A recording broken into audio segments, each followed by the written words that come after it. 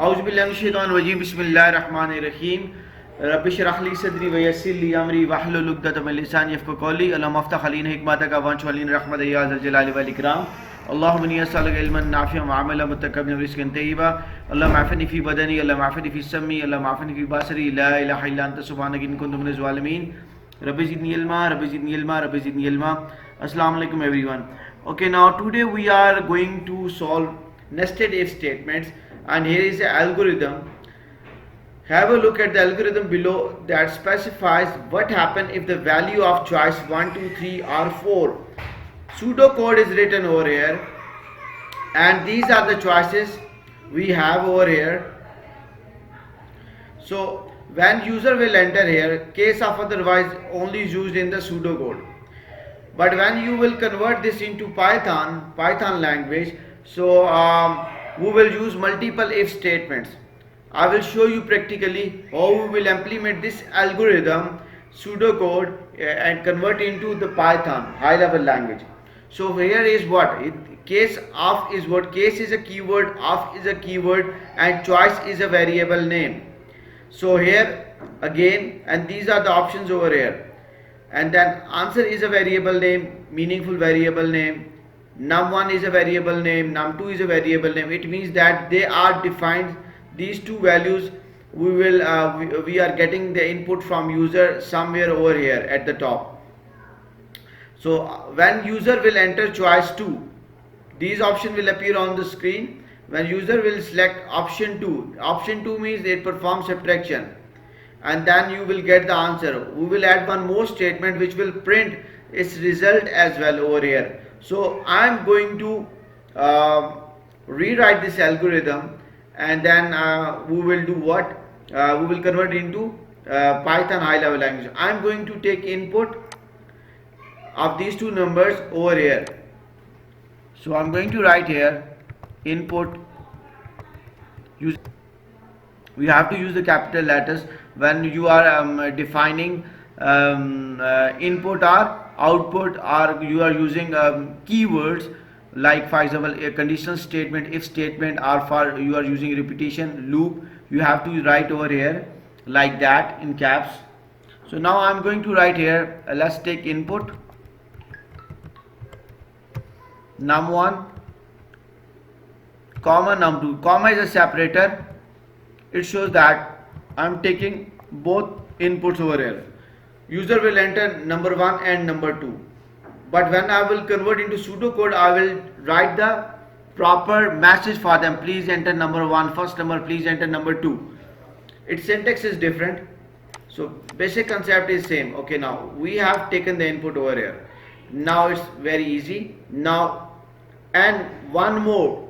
We have taken these inputs, number 1 and number 2. Now let's take choice as well, because choice is given over here 1, 2, 3, 4. So I will write over here like that.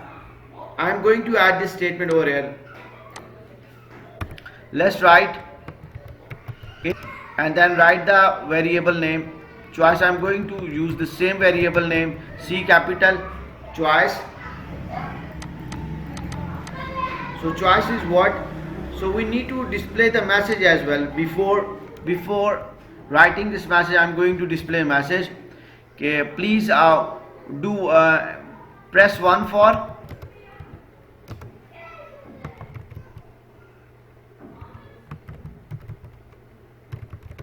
addition, and so on. Press 2 for subtraction,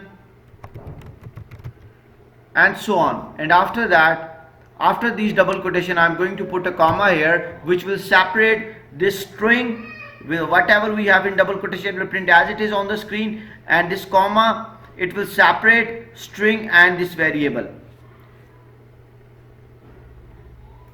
So I have these two values over here, input num1. Look here, I have defined these two over here. These two statements come over here. Hopefully this is clear. Now I want to add one more statement here after rewriting this.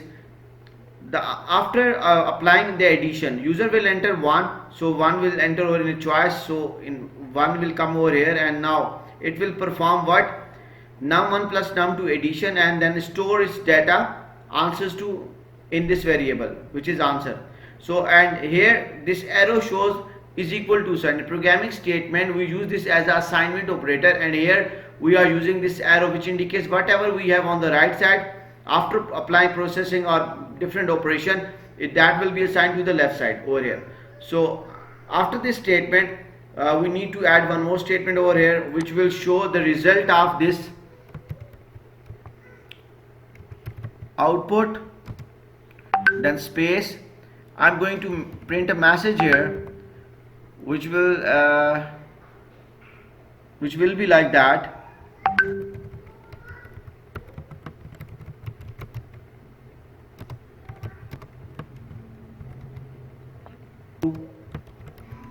Numbers is equal. After this string, after writing this string, this message, then I'm going to write the answer here using the same variable. That's it. After this statement I will add this statement so that we can output this message or display this message on the screen. Till here any confusion? Because now I'm going to convert this into Python language, same code. So let's take a start. I'm going to use online compiler, it's over here. So let's start. First you can write the comment as well. Take two input from user and choice.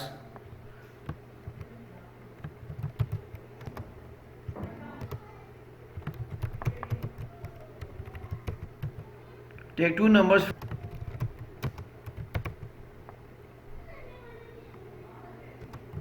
along with choice. For example, 1, 2, 3, 4, 5. 1 for addition, 2 for subtraction, and 3 for, we will mention over here, 1 for addition, press 2 for blah blah blah. It's up to you. Okay, you can write this message. This is called command. This is one of the programming technique and it's very important. Okay, now I'm going to write here num1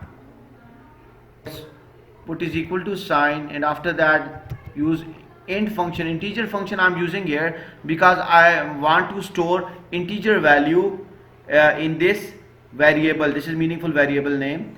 And now why I'm using this, because I'm doing what, converting this whole input string, because I'm going to take input from user, and here I will add the message please enter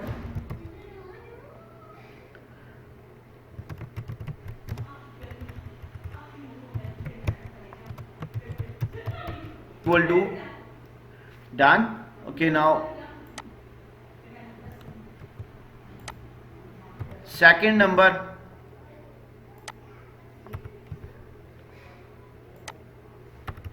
just change the message, do smart work, save your time. Second number, now I'm going to do what, now I'm going to give a choice here, please enter choice. So give a name here, change this variable name to choice. Okay ji, let's say press 1 for addition, 2 for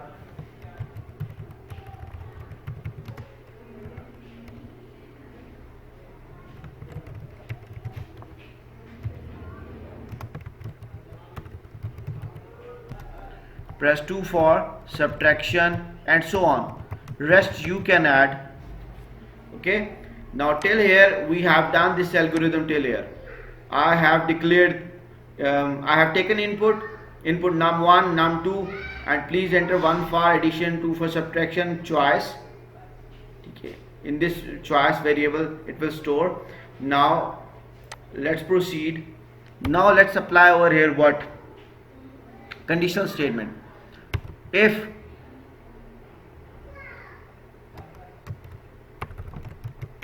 choice is equal to 1, put a colon here, is a terminator here, this is the syntax. This is called now these spaces.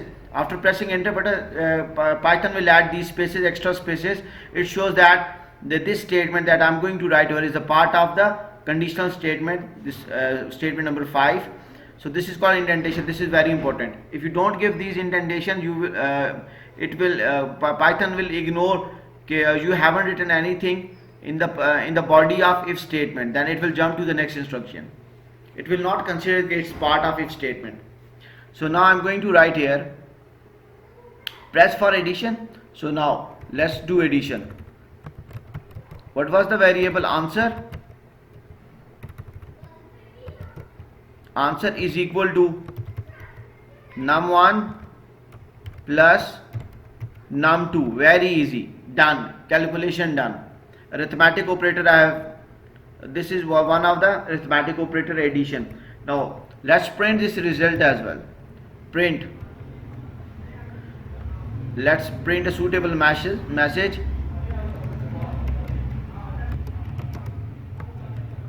Two number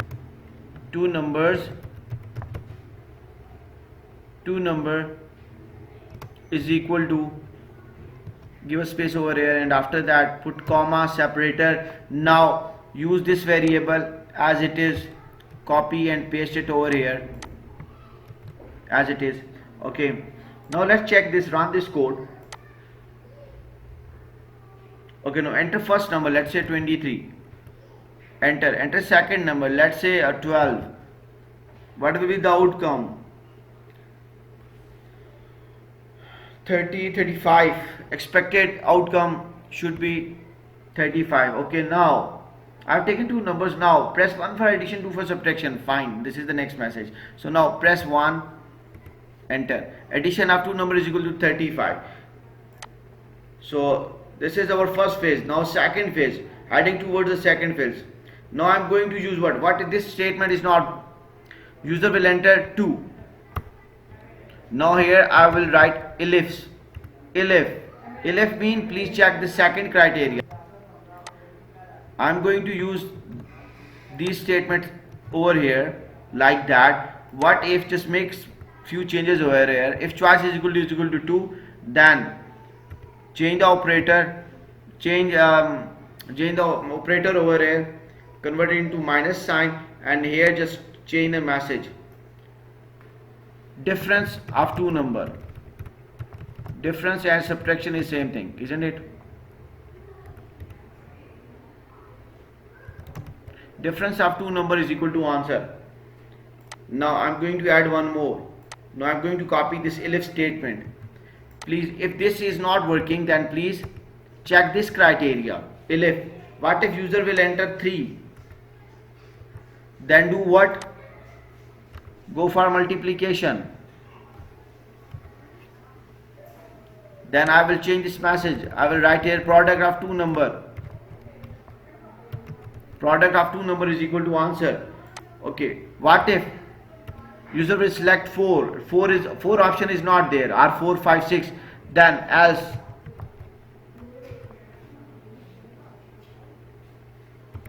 Then write print invalid input.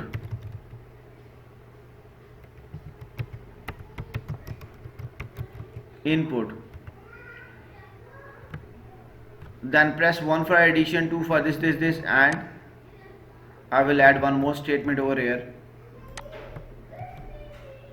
Then again copy this, put a comma here, paste, and then write here. Press 3 for, let's say, multiplication. Rest of the mathematical operators you can add, is your task. Okay, just copy this and paste it over here. Let's add one more option over here. That's it. Okay, now let's run this code. Okay, now let's run this code. Now I'm going to enter here, let's say 15. Number 1 is 15 and number 2 is I'm going to add here. Okay, now 15. Both are 15. Now let's go for the choice, because here These two statement executed successfully converted these whole string into integer. 15 stored here, 15 stored here. Now choice. So next press enter button, go for choice. Press 1 for addition, 2 for subtraction, 3 for multiplication. Okay, I want multiplication, so I'm going to press 3. So press enter. So it will ignore all these statements and then it will jump directly over here. Product of two number, look here, in this statement if choice is equal to 3, then it will apply perform these instruction: multiplication, store answer in answer variable, then print this statement. It will display the message on the output screen. Product of two numbers, look here, it's written here, message, whatever you have written, double quotation. Product of two number is equal to and answer, that I have written without double quotation, because now it is tell the compiler that whatever is stored in this variable, please print as it is on the screen. So now what if I will run this code again, and this time I'm going to enter, let's say 15 again. I'm going to enter number 2. Now press 1 for addition, 2 for subtraction, and 3 for multiplication. No, I'm going to enter, let's say 4. Let's check that this will handle according to this code. In pseudocode it's mentioned case of otherwise, but I have converted that pseudocode into Python language with the help of conditional statement, because case of choice is not available, that keyword is not available in the Python language according to my knowledge. Okay, now let's press enter. Invalid input. Press 1 for addition, 2 for subtraction, and 3 for multiplication. If you want to convert all these statements, you want to repeat this statement 2 or 3 times, then you need to use a for loop, count condition loop. Till here any confusion? I have converted this statement, this pseudocode, into high level programming language. So now next question is activity 7.2. Use a case statement to display the day of the week if the variable day has the whole number value between 1 till 7, inclusive mean including 1 and 7, and an error message otherwise. You have these choices: 1 for, let's say, Monday, 2 for Tuesday, 3 for Wednesday, and then so on. Because you have to use day as a variable, and then you have to use case of otherwise, this pseudocode, and just apply this scenario over here. It's very easy. So I'm assigning you this task to you guys, and then later on we will convert this into a Python language. First you have to give me the pseudocode. You just need to make few changes here. Just change this choice variable, replace this choice variable with day variable. Now this time you are taking, no, choice is 1 till 7, same variable. Just instead of answer you need to write here day.